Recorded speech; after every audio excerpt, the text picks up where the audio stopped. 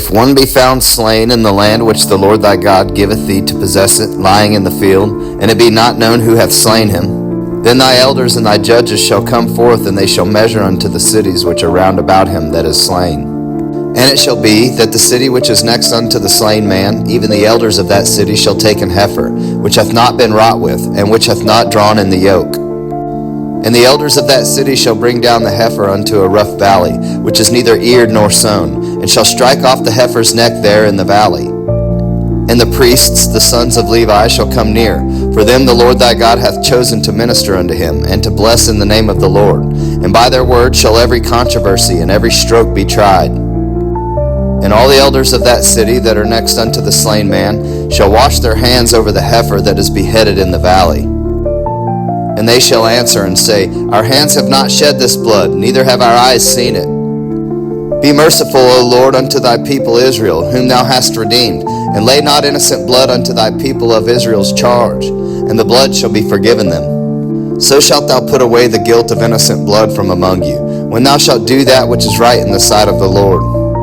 When thou goest forth to war against thine enemies, and the Lord thy God hath delivered them into thine hands, and thou hast taken them captive, and seest among the captives a beautiful woman, and hast a desire unto her, that thou wouldest have her to thy wife, then thou shalt bring her home to thine house, and she shall shave her head, and pare her nails. And she shall put the raiment of her captivity from off her, and shall remain in thine house, and bewail her father and her mother a full month.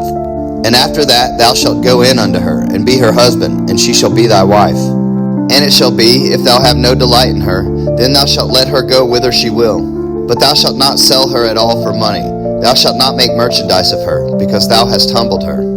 If a man have two wives, one beloved and another hated, and they have borne him children, both the beloved and the hated, and if the firstborn son be hers that was hated, then it shall be, when he maketh his sons to inherit that which he hath, that he may not make the son of the beloved firstborn before the son of the hated, which is indeed the firstborn. But he shall acknowledge the son of the hated for the firstborn, by giving him a double portion of all that he hath. For he is the beginning of his strength, the right of the firstborn is his. If a man have a stubborn and rebellious son, which will not obey the voice of his father or the voice of his mother, and that, when they have chastened him, will not hearken unto them, then shall his father and his mother lay hold on him, and bring him out unto the elders of his city, and unto the gate of his place. And they shall say unto the elders of his city, This our son is stubborn and rebellious, he will not obey our voice, he is a glutton and a drunkard. And all the men of his city shall stone him with stones that he die. So shalt thou put evil away from among you, and all Israel shall hear and fear. And if a man have committed a sin worthy of death, and he be to be put to death, and thou hang him on a tree, his body shall not remain all night upon the tree, but thou shalt in any wise bury him that day. For he that is hanged is accursed of God, that thy land be not defiled, which the Lord thy God giveth thee for an inheritance.